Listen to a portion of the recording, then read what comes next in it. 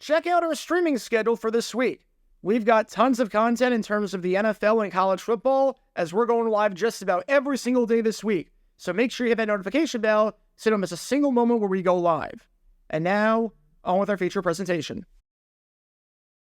The 1945 Cleveland Rams were an absolutely incredible team. I think that goes without saying. It was the first time ever that the Rams won the NFL championship. And oddly enough, the Rams moved away from Cleveland immediately after winning the title, making them, to date, the only team in NFL history to win a title and then relocate immediately after.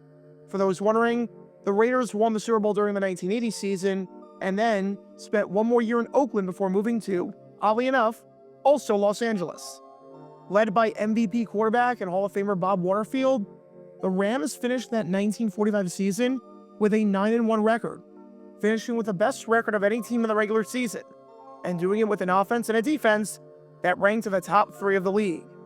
The season started off with a bang, with the team shutting out back-to-back opponents over the first 2 weeks, and it ended with a bang with a win over Washington in the NFL Championship that is best remembered today for the controversial rule that got scrapped shortly after, where a ball that hit the goalpost was ruled as a safety and not as just an incomplete pass. And up until this very video, that's probably all you remember in terms of controversies regarding the Rams in 1945, the infamous goalpost pass. Well, that's why we're here today, to uncover some of the craziest stories in NFL history, like this one between the two teams behind me right here, that you have probably never heard of before or never seen in your life. So if you like that sort of stuff, then be sure to hit that like button down below, subscribe, and turn on the notification bell so you don't miss a single video that we post on the channel, because we post every single day about the weird and the wacky history of the NFL. Thanks in advance for your support as we try and hit 70,000 subscribers. Well, let me introduce you to another controversy. Because like I said, the Rams went 9-1 in 1945, or 10-1 if you count their NFL championship win. What was their only loss? What was their lone blemish? Well, it was this game right here, as in a battle against the Philadelphia Eagles. And nearly 80 years later, we need to take a deep dive into this game, especially since the Rams and Eagles just met on Sunday night, if you're watching as of this video getting released. Because when people talk about the craziest brawls in NFL history, you get your usual suspects, like the Andre Johnson-Cortland Finnegan fight, the Myles Garrett-Mason Rudolph assault, and AJ Green just going at it with Jalen Ramsey. But this one has been forgotten about, and this one might trump them all. What happens when you combine a dirty play with fans on the field? Well, you get something insane that has to be seen to be believed. Because this is the story behind what might just be, considering the circumstances, the craziest brawl in NFL history that you have never seen before. Before I break down what happened here, we need some context to understand the importance of the game, how the game was going, and the crowd situation, because the crowd plays a big part in this one. It's October 28th, 1945, and we head to Shibe Park in Philadelphia for this battle between the Cleveland Rams and the Philadelphia Eagles. This is a big game for both of these teams, albeit for very different reasons. For Cleveland, they start the season unblemished, sitting perfect with a 4-0 record, coming off of a 41-21 victory the previous week against the Chicago Bears. Win this one and go to 5-0 at the halfway mark, and your odds of representing the West and making it to the NFL Championship absolutely skyrocket. As for Philadelphia, they're coming off of 2 straight losses, and find themselves sitting at 1-2. With how the playoffs worked back then, with only first place making it, Philly had to run the table in order to do it, starting with a win against the Rams.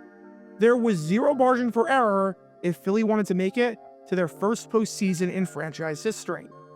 And so far, as you can tell from these highlights, everything was going all right for Philly.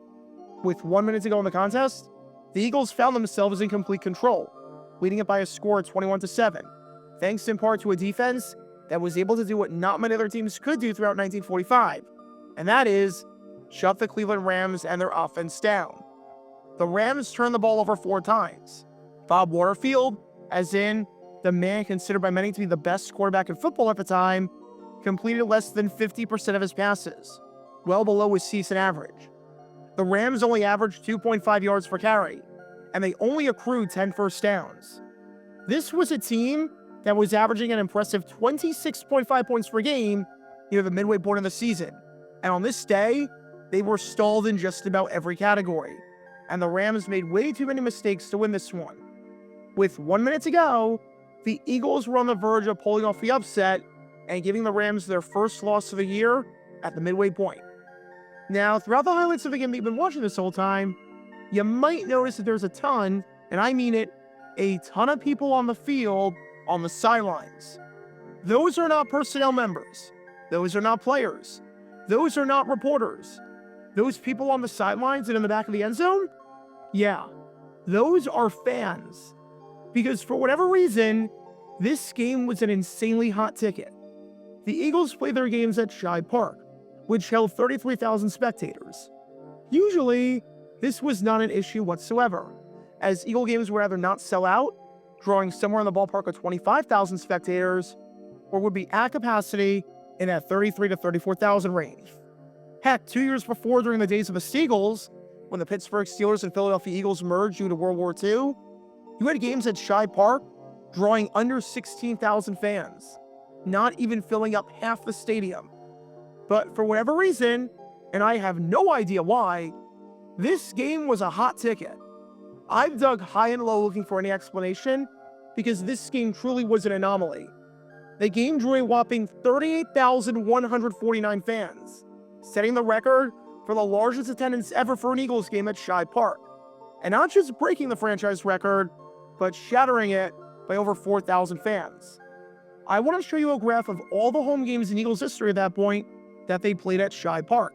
So in 1940, and then from 1942 on, since they played the 1941 season at Philadelphia Municipal Stadium, just to show you how much of an anomaly this was. See that bar on the right?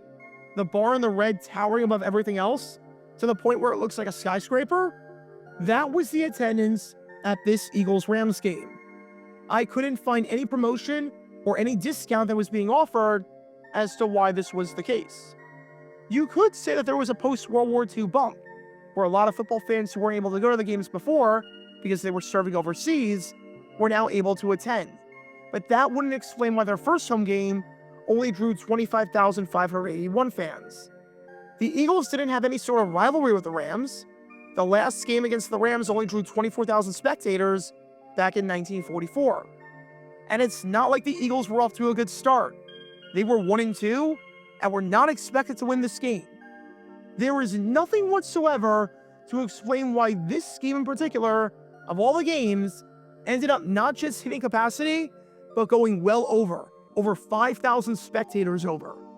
However, seeing as Shibe Park only held 33,000 spectators, and there were over 38,000 fans at the ballpark, this meant that there were 5,000 people that needed to fit into the venue that didn't have seats. And this meant that many fans were placed on the field, which seems absolutely insane to have fans that close to the action just standing there with little security. But that's what it was like 80 years ago. That's especially true, seeing as you don't see any ropes or anything like that. There are no guardrails keeping the fans back. And I think you might be able to see where this one's heading.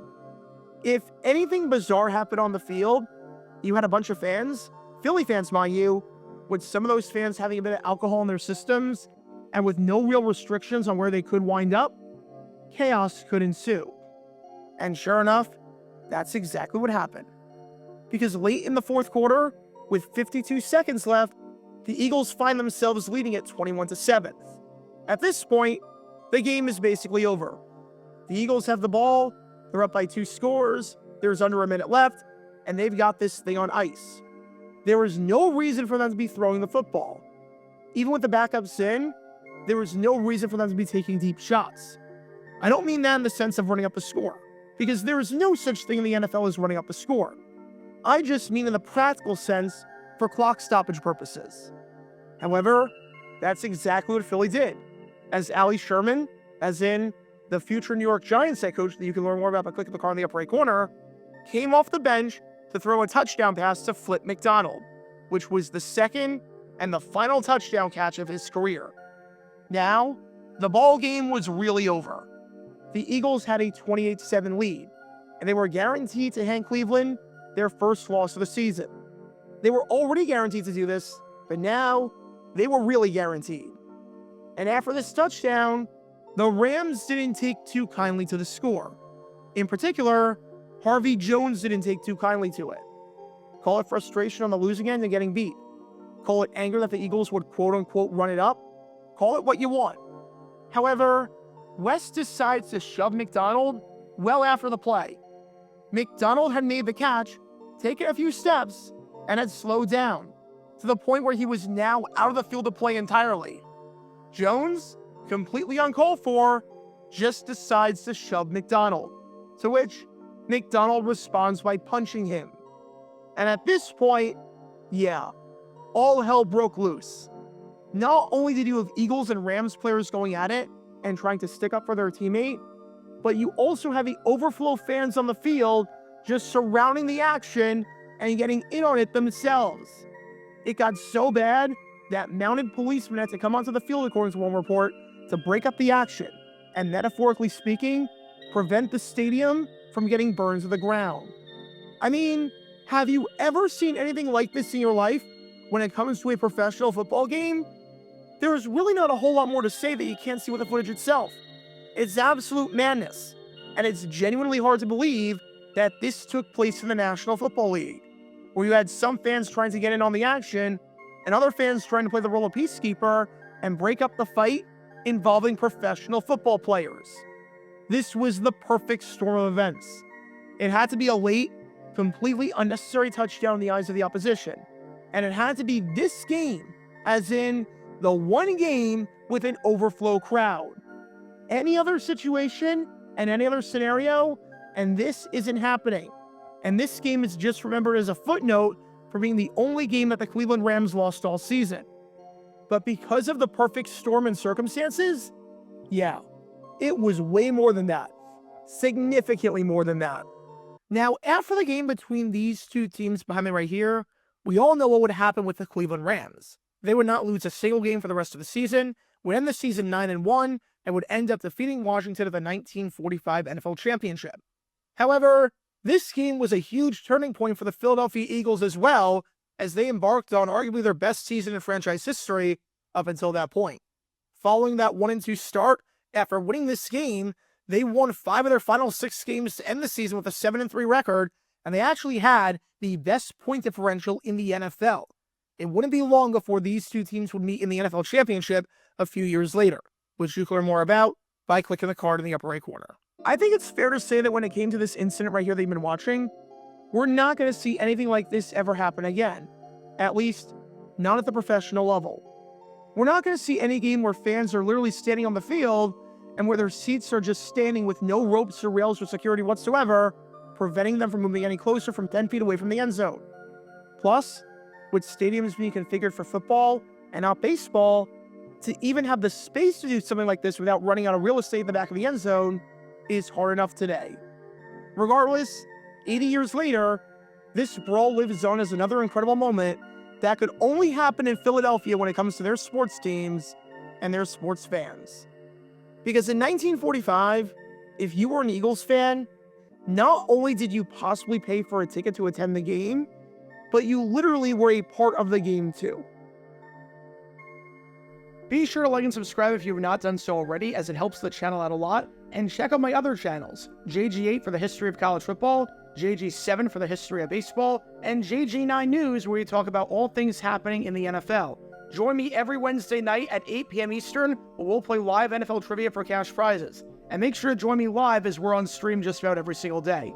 And thanks to all our Patreon members and our YouTube members for helping out the channel. See how you become a member and show your support financially in the description down below.